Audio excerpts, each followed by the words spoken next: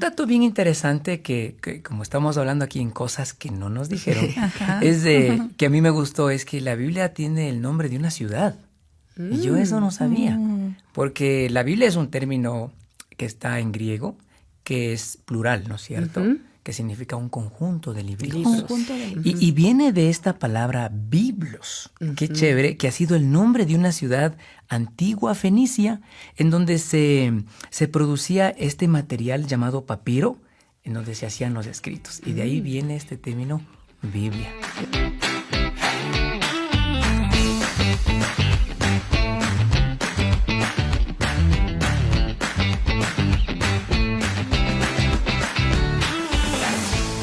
Esto es Cosas que no nos dijeron.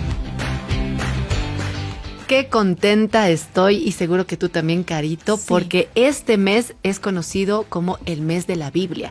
Y en estos capítulos de cosas que no nos dijeron, pues estamos hablando de este tema maravilloso, la carta de amor, como decía nuestra invitada de la semana anterior, nuestra querida Jimenita. Y hoy tenemos otro capítulo. Te damos una cordial bienvenida a tus amigas Vero, Carito. Sí, claro. ¿Y a quién le va a dar la bienvenida a usted?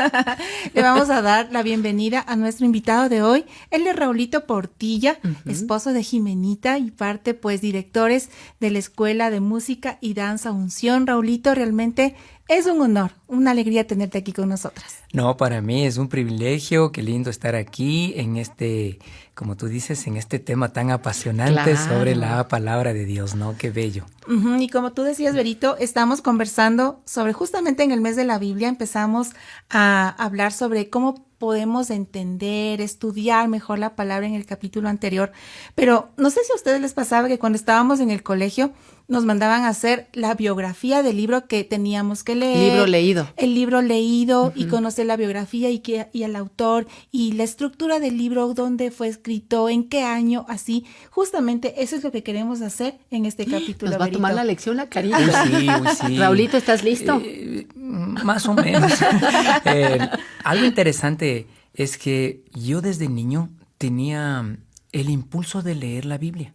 Ok. No sé de dónde nace eso, pero yo siempre recurría a una Biblia viejita que había ahí y yo me acuerdo que cogía y leía parte del Evangelio. Hoy me doy cuenta que era el Evangelio y eso me producía como una paz, una cosa. Yo tenía unos 12, 13 años. ¿Por qué será, no? Qué Que le daba lindo, paz. ¿no? Ajá, era hermoso. Entonces, sí, qué chévere conocer toda esta estructura, todo este proceso, que Dios incluso es tan maravilloso que permite involucrar al hombre dentro de todo esto, ¿no? Qué lindo. Es tan bueno el Señor porque Él lo pudo hacer con un solo soplo. Claro, Y nos pone a nosotros una parte ahí. Qué bello. claro. Ahora, empecemos con esto, ¿no? ¿Qué es la Biblia? Porque generalmente dicen, es un libro viejo, es un libro antiguo, es un libro que tiene solamente mitología, que es, en fin, o sea, hay muchos puntos de vista, diríamos, muchos puntos de vista con respecto a lo que es la Biblia. ¿Tú qué dirías que es la Biblia? O incluso dicen que es un libro como complicado.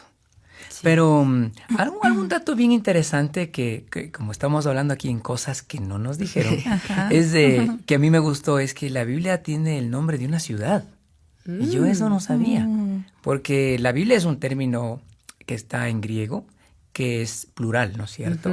Que significa un conjunto de libros. Conjunto de libros. Y viene de esta palabra biblos, qué chévere, que ha sido el nombre de una ciudad antigua fenicia en donde se producía este material llamado papiro, en donde se hacían los escritos. Y de ahí viene este término Biblia. Oye, entonces, qué lindo. chévere. Y sabes, a veces no nos damos cuenta que realmente cargamos una biblioteca con nosotros cuando tenemos la Biblia. Y es lindísimo el poder ver que hay una biblioteca donde puedes ingresar y puedes escoger temas, ¿no? Porque la Biblia está compuesta también por varios estilos literarios y esta biblioteca tiene desde historia, tiene también poesía, tiene también, en fin, o sea, qué bonito saber que Dios quiso usar el lenguaje humano, como estábamos diciendo, la literatura, como un medio también para darse a conocer, ¿no? Así es, y justamente utiliza a hombres para inspirarlos, para hablarles y escribir cada libro que está en la Biblia. Se dice que la Biblia fue escrita incluso antes de que exista el papel, fue escrita en papiros y que podían hacerlo de una manera tan tal vez rudimentaria, podríamos decir, pero donde había tanto contenido, como tú decías, Berito, de historia, hay promesas, hay historias maravillosas, hay, como tú decías, canciones, incluso canciones que... Hay romance. Hay romance, hay consejos, o sea, es una cosa increíble que podemos tener en un solo libro tanta y tantas cosas que nos ayudan a la mente y al corazón. Y es un libro que es tan hermoso porque es la parte que nos conecta al hombre con Dios, ¿no es cierto? Es tan bello. Yo cuando leo, por ejemplo, esta historia de que Dios reúne a su pueblo para entregarle su palabra. ¡Qué cosa más hermosa! Claro. Que es un acto de amor que hace Dios para acercarse a su pueblo. Entonces, es como Dios nos atrae. Su palabra nos lleva a su presencia y nos lleva a saber que Dios crea todo este mundo para nuestro beneficio. Eso dice su palabra. Así es. Sabes que me gusta tanto, traes a mi memoria un libro que escribió Paul David Tripp que se llama Guerra de Palabras. Pero al inicio a mí me impacta porque dice que Dios fue el que empezó la comunicación y usa nuestro lenguaje. O sea, nosotros no sabíamos hasta que Dios usa nuestro lenguaje y usa el lenguaje humano para darse a conocer. Y ahí es cuando tú dices, la Biblia es inspirada por Dios. Él podía haber dicho, aquí este libro, tomen, pero usa personas de carne y hueso con trasfondos completamente distintos, desde reyes, de hombres que tal vez no eran tan preparados, por así decirlo, pero que Dios les va guiando y es como que Él respira su palabra y él, a pesar de mantener su individualidad, empieza a revelar su verdad. Y eso me gusta también, ¿no? Saber, por eso no es cualquier libro, realmente es la palabra de Dios que transforma y que nos alimenta el alma, ¿no? Así es, y dentro de la Biblia hay cómo nos dejaron estructurada para que podamos alimentarnos. Se divide en distintas partes. Hay una cantidad de libros del Antiguo Testamento y otra cantidad del Nuevo Testamento, Raulito. Sí, hay una división así a manera general, ¿no es cierto? De que tenemos dos partes importantes, como tú dijiste, el Antiguo Testamento y el Nuevo Testamento. Entonces, sí, ahí tenemos los libros históricos, poéticos, proféticos, que fueron escritos, como ya dijimos, con más de 40 autores en diferente época, en diferente contexto, en diferente idioma, y todos coinciden con el mismo lenguaje, claro, y con el mismo mensaje. Eso es increíble. ¡Qué increíble! Ajá. Sabes que eso me trae a la memoria también que es en un periodo de más o menos 1500 años que se escribió la Biblia, desde Moisés hasta el último libro. Y aunque está escrito en distintos trasfondos, con distintos años, el mensaje es el mismo. Tiene un solo mensaje y el mensaje es Jesucristo, es esa salvación para el ser humano, ¿no? Increíble la manera como Dios se va mostrando, hablando lo que Él quiere que sepamos. Tanto en el Antiguo Testamento vemos cómo lo hacía de maneras increíbles. Cuando escribió las tablas de la ley, se mostraba a personas a través de la zarza ardiente, a través de una vara, y pasa el tiempo, hay un silencio en la Biblia y llegamos al Nuevo Testamento donde Él viene, se hace carne y habla, nos deja historias, vivencias mismas de Él, donde podemos conocerle con mucha más profundidad. Es una cosa increíble, apasionante el poder estudiar la Biblia, saber cómo fue escrita, y una de las cosas que siempre me llamó la atención en medio de todo esto es, y bueno, fue escrita, se dice, se menciona en la Biblia a continentes como África, Europa, Asia. Pero y bueno, ¿y este libro cómo llegó hasta nuestro país, Ecuador? Oye, esa es una buena pregunta, ¿no? Sí, porque deberíamos preguntarnos todos, ya que llegó? nosotros tenemos ya listo, ¿no? La Biblia nos llega ya precisa, pero... Y de colores y de formas y como tú quieras. Exacto, pero bueno, ¿cuál fue el trabajo que tuvieron que hacer personas del para poder nosotros disfrutar ahora de este momento de tener así listo la Biblia, ¿no? Entonces nos toca ir a la historia. A la historia del Ecuador. ¿Qué tal es usted para la historia, Carito? Bueno, en lo que yo leía se decía que se llamaban los colportores. Jorge Fisher llegó en el año de 1896. Mira, esa cifra sí me acordé. Y llegó con la primera Biblia al Ecuador, pero no le fue fácil. Dentro de nuestra historia, en ese tiempo el presidente era García Moreno. Y él dijo esta frase: primero se derrite la nieve del Chimborazo antes que entre una Biblia. Exacto, frase famosa para quienes amamos la Biblia, ¿no? Así es. Antes que entre a nuestro país tenía que pasar eso, o sea, él no iba a permitir que la palabra de Dios llegue hasta Ecuador. O sea que la cosa no fue fácil. No fue fácil. Fue difícil y creo que el trabajo, como tú dices, de los colportores fue tan importante. Yo creo que es tan lindo también porque creo que tenían una fuerza de Dios mismo para poder ir rompiendo todas estas dificultades que tenían a fin de cumplir ese propósito y el plan de Dios, ¿no? De llevar su palabra a toda criatura. Es que mira, de lo que también se lee la historia, los colportores tenían que caminar y cargados la Biblia por montañas, por valles, mientras llueva, truene, relampaguee, igual haciendo también todos estos caminos, cuidándose de que les vayan a quitar las Biblias. O sea, era un trabajo sacrificial y a veces uno no valora aquello, que de pronto es como que no decimos, bueno, aquí está un libro, ya lo tenemos incluso hasta digital, pero no entendemos la sangre, el sudor y las lágrimas, literalmente, que tuvieron que pasar muchos, desde los escritores bíblicos hasta ahora, para poder tener una Biblia en nuestras manos. Y lo que yo pienso también es cómo hay lugares donde la Biblia es prohibida. Hay lugares donde no puedes tener una Biblia. Hace un año exactamente tuve la bendición de ir a Malasia para una capacitación y algo que a mí me tocó el corazón es que yo llevé una Biblia. Y mi compañera, que es de Malasia, ve mi Biblia y dice, wow, qué linda tu Biblia.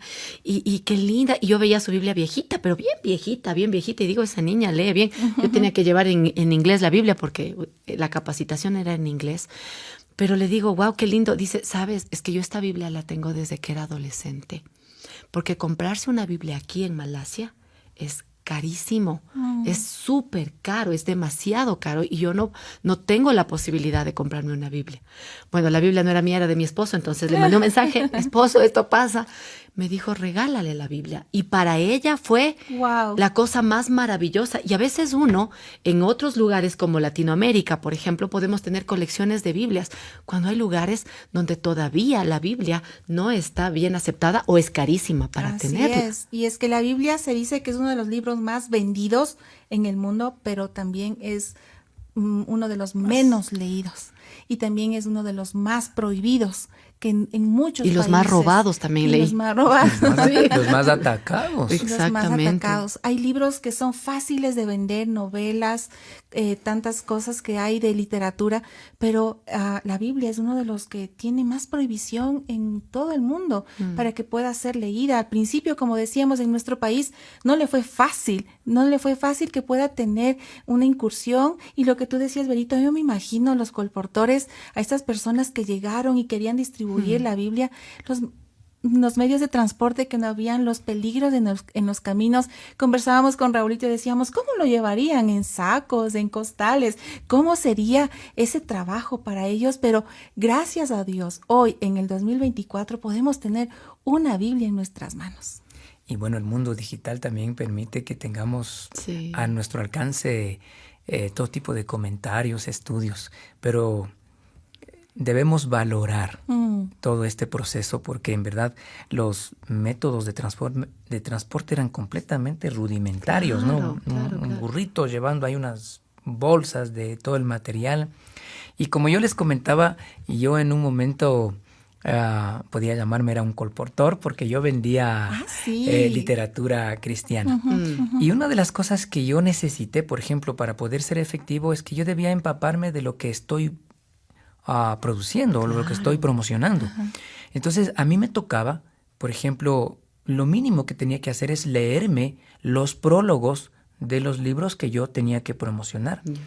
Y en este caso también veo que ellos no es que eran personas eruditas o personas expertas en el material nuevo que les llegó, ¿no es cierto? Entonces las personas que iban a promocionar, que iban a llevar el evangelio, tenían que ellos ponerse a estudiar el evangelio para poder hablar. Qué lindo esto. Entonces, mientras ellos iban siendo transformados por la palabra, también iban siendo inspirados por el Señor para cumplir este propósito. Increíble. Qué lindo. Y en medio de todo Sí. esto podemos encontrar maravillas, saber que Dios estuvo aún en medio de todas estas personas para que nosotros podamos conocer más de Él. Sabes que también hay estudios que hablan de cuando tú lees la Biblia, cómo te cambia el estado de ánimo, cómo también te ayuda a combatir la ansiedad y la depresión.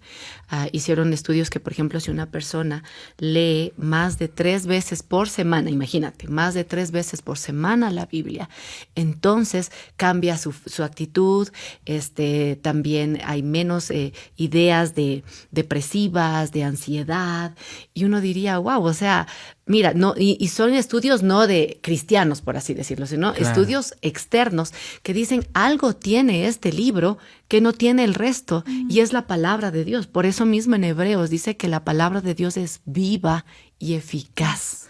O sea, es la que transforma nuestra vida, es útil para enseñar, para redarguir, para corregir, para instruir en justicia, a fin de que el hombre de Dios sea perfecto, enteramente preparado para toda buena obra. Y a veces uno como que, no sé, se hace, seducir de los conocimientos, que no está mal. Yo siempre digo, o sea, es bueno aprender otras cosas, pero la Biblia debería ser la base de vida en nuestra cotidianidad, para ser mamá, para ser papá, para ser esposo, para ser hermano, para todo. O sea, la Biblia sí tiene esa vida que da vida. Tiene un poder transformador. Exacto. Y esto me recuerda justamente cuando Dios con actos milagrosos les saca al pueblo judío, a los hebreos, llamémoslo así, de esta esclavitud de Egipto, y 50 días después exactamente les entrega la palabra. ¿Pero con qué propósito? ¿Con qué razón? Y era la razón de que Dios quería que a través de este pueblo, toda su palabra, todo su mensaje, ellos puedan ser una luz a todas las naciones. ¿Cómo se hace luz? Al observar la palabra. Entonces, este pueblo iba a ser transformado en su estilo de vida por la palabra de Dios. Wow, entonces, lógicamente, cuando uno lee la palabra, es transformado, ¿sí? Uno va incorporando principios que tienen peso en el alma, en la vida, y va teniendo propósito y razón el estar aquí. Así Claro, es, y claro. una de las cosas que más nos apasiona y los que empezamos a profundizar en la lectura y todo lo que implica conocer la palabra es, a veces nos encontramos con palabras así como que, ¿y esto qué querrá decir? O ¿por qué dirán tantas veces la palabra amén cuando terminan un saludo en las epístolas o en La los salmos? doxología. ¿Qué es doxología? ¿Qué entendemos por la palabra amén cuando vemos muchas veces en la palabra de Dios? Bueno, la palabra amén es una palabra justamente del idioma hebreo, que se encuentra por primera vez en el libro de Números, capítulo 5:22, en donde a unos decretos del sacerdote, la mujer tenía que decir amén, amén. Pero ella daba, al decir amén, indicaba que estaba de acuerdo con lo que se había dicho. Pero yendo un poquito a la raíz de esta palabra, esta palabra amén tiene la misma estructura de la palabra emuná, que significa fe, o que se traduce como fe, pero que significa creencia, ¿no? Entonces, es una creencia, es una convicción que se basa en hechos, en evidencias. Esto es interesante. Es como cuando se da un veredicto en un juzgado, en un juicio, en base a los hechos. Entonces, cuando decimos amén, es porque nosotros comprobamos lo que se está diciendo, lo que en ese momento se está expresando. Algo interesante también que no nos dijeron es que la palabra amén es una sigla de una expresión que dice, que significa Dios es el rey digno de confianza. Qué lindo. Qué lindo esto, ajá. Entonces, en el contexto, cuando uno dice amén, también es una forma de declarar que Dios es el creador, que Dios es toda la verdad y que Dios es el que gobierna absolutamente todo. Qué hermoso. Oye, y sabes que estas cosas, ir aprendiendo estos detallitos, a mí me ha ayudado mucho como mamá, porque hay momentos donde los hijos no quieren leer la Biblia. Y a veces uno tiene que pensar ideas de cómo hacer. Entonces, de pronto vienen con ideas aprendidas, y ni siquiera porque leyeron. Es que la Dalila le cortó el pelo al Sansón. ¿No es cierto? No es cierto. No es cierto. Tienes que leer bien. No le... Dalila no le cortó. Vaya a leer Jueces. Y va, cierto, no le ha cortado la Dalila. O por ejemplo, no, hay un libro donde la palabra Dios no se menciona en ningún momento. ¿En serio? Sí, y entonces es buscar, ¿no? Oh, es que Goliat se murió porque la piedra de... No fue por una piedra, tienes que leer qué pasó. Y es una manera también creativa de como crear esa expectativa en nuestros hijos, ¿no? En lo personal a mí me ha ayudado de, ¿en serio? ¿No fue así? ¿Cierto? Sí, ¿No? vaya, lea bien la Biblia. Cuéntame bien la historia. Y de ahí sí podemos luego ir ahondando y profundizando. A mi hijo igual le encanta mucho aprender cosas del hebreo y buscar estas palabras. Entonces, creo que también como padres conocer estos detalles, el estar disfrutando y deleitándonos de la palabra de Dios, nos da un comodín, y digo yo, para también incentivar a los nuestros a deleitarse, a aprender y conocer, y no solamente por información, sino por conocer a Dios estos detalles, ¿no? Porque yo recuerdo que mi hija, ya me van a contar la misma historia. Entonces, como mamá, a ver, ¿qué pasa? Y decir, no, cada vez, si tú meditas en la palabra de Dios, Dios va a hablar a tu corazón. Bueno, ya voy a leer otra vez la historia de Sansón, por ejemplo, ¿no? Sí. Entonces, creo que eso es importante. Podemos también usar estrategias didácticas, pedagógicas. Yo leía algo interesante que decía que una de las maneras como se transmitía la palabra de Dios, primero, Dios les dice que deben transmitir su palabra de padres a hijos, de generación en generación. Y dice que los padres, para, como tú dices, crear este ambiente que no sea tan seco el enseñar la palabra, dice que ellos, los padres, les cantaban la palabra. Qué lindo, ¿no? Entonces, una forma de enseñar es, ellos creaban canciones de las historias bíblicas. Y incluso dice que padres que no enseñaban la palabra eran incluso mal vistos. Imagínate. También veo cómo se puede usar un poco el arte de la actuación, el teatro. Sí. Yo veo Usted que todo lo sabe. al profeta con un Natán, ¿no? artista. Al profeta Natán, que tiene que explicarle a David una situación complicada y que tiene que encontrar una forma muy, muy suave, directa, no sé cómo decirle, pero yo le veo a Natán no seco, no parado, sino que le dice, mira, había una persona que tenía 100 ovejitas y comienza a moverse y le grafica y vino una persona. Entonces, hay formas, como tú dices, tan hermosas en donde podemos volvernos unos actores, cantantes, titiriteros, con este hermoso fin de dar a conocer su palabra. Es hermoso porque justamente en esta etapa cuando tenemos la oportunidad de enseñar es que nosotros tenemos que prepararnos mucho más. Yo recuerdo que con mis hijos leyendo los salmos me dicen, yo leía y ellos también leían conmigo y mi hijo siempre se leía tal y como decía ahí, 5 y decía, ¿no? 6 y el versículo iba leyendo en los versos en los salmos y siempre leía Selah. Y al final leía Selah. Pero nunca me percaté en saber qué significa Selah hasta que la pregunta de ellos dice, ¿y qué significa la palabra Selah? Me tomó la lección porque, qué buena pregunta. Y fui a investigar, ¿no? A leer. Y es interesante lo que dice. Yo, para no decirlo inventado, voy a leer. Dice, el significado de la palabra Selah es una palabra que se usa frecuentemente en la Biblia hebrea, a menudo en los Salmos. Y es un concepto difícil de traducir. es probable que sea un signo litúrgico, musical o una estructura en el texto de la lectura o algo así como deténgase y escuche. Es increíble cuando pude descubrir esta parte. Eso sí yo no sabía. Es de esas cosas que a mí no me dijeron que podía encontrar en la Biblia, porque a veces leemos y porque está en la Biblia, porque en la Biblia dice.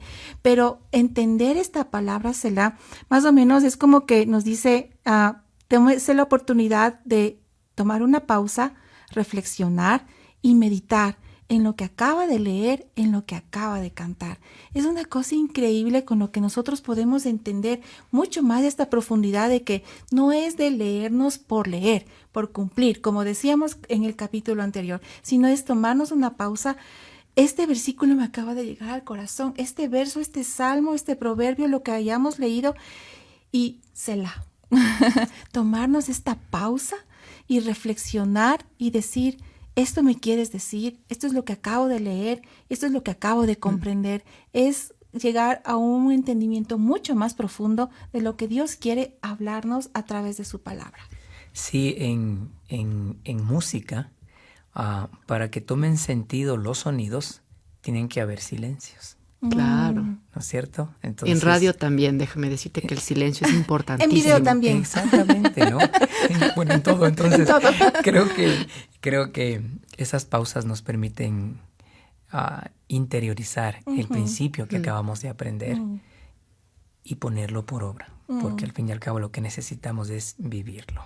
Así es. No solo escucharlo. Exacto, y creo que el motivo y la intención de este capítulo era como darte un abreboca de que sí, la palabra de Dios realmente es palabra de Dios, literal, ¿no? A veces uno puede decir la palabra de Dios y ni siquiera se percata de lo que está diciendo. Palabra de Dios. ¿Quieres que Dios hable a tu corazón, transforme tu vida? La palabra de Dios es aquella la que te puede dar vida. Y por eso usaba la palabra biblioteca, ¿no? Salvador de Lutri, un teólogo argentino, él decía, tenemos la mejor biblioteca, la biblioteca que transforma tu vida, la biblioteca que te da sabiduría. Cada vez que tú cargues, realmente, si es que tienes una Biblia física, porque ahora también hay las Biblias digitales, pero dices, aquí está una biblioteca que tiene el conocimiento de Dios. En Alejandría hubo una biblioteca. Por eso Alexa se llama Alexa, en honor a la biblioteca de Alejandría. La quemaron, y se perdieron muchas cosas. Pero saben, aunque han querido destruir a la palabra de Dios sigue disponible para quien quiere tener ese oído para escuchar. Así es que esa es la intención, el motivo. Busca cosas nuevas, investiga, estudia, pero no para... yo sé más que la Carito y no, es como puedo conocerte a ti. En el libro que les había dicho el capítulo anterior de J.I. Packer de Conocer a Dios, él decía, una cosa es conocer de Dios y otra cosa es conocer a Dios. Si tú conoces de Dios, vas a saber muchas cosas, los versículos de memoria, pero no van a hacer nada a tu vida. Pero cuando conoces a Dios, la palabra de Dios va permeando en tu corazón, te vuelve más humilde, te vuelve más consciente de aquellas áreas que necesitas cambiar y permitir que la palabra lave tu corazón. Así es, y se convierte en un libro que va más allá de una historia, más allá de una novela que por ahí me leí, se convierte en el día a día de nuestros días, se convierte en esa ancla, como decías tú, Berito, nos hace más humildes, en esa ancla donde nos tiene, yo vuelvo a repetir, nos pone los pies en el suelo, porque no podemos entender nuestras vidas que vayan mucho más allá de lo que nos dice la palabra de Dios. Y afirma nuestro corazón, se escribe en nuestro corazón y nuestra mente cada vez tiene esta oportunidad de renovarse. Sí, qué lindo. Y creo que el propósito más elevado que podemos tener como personas es el conocer a nuestro Creador. Y como lo conocemos, Dios nos da dos herramientas lindísimas, que es primero la oración, el hablar directamente con Él, y segundo, su palabra, el estudiar su palabra. Porque como dijo Carito, esta es viva y es eficaz. Y eficaz significa que es la herramienta perfecta, precisa y que no hay otra. Bisturí. Exacto, para llegar a la plenitud de vida que todos anhelamos. Así es.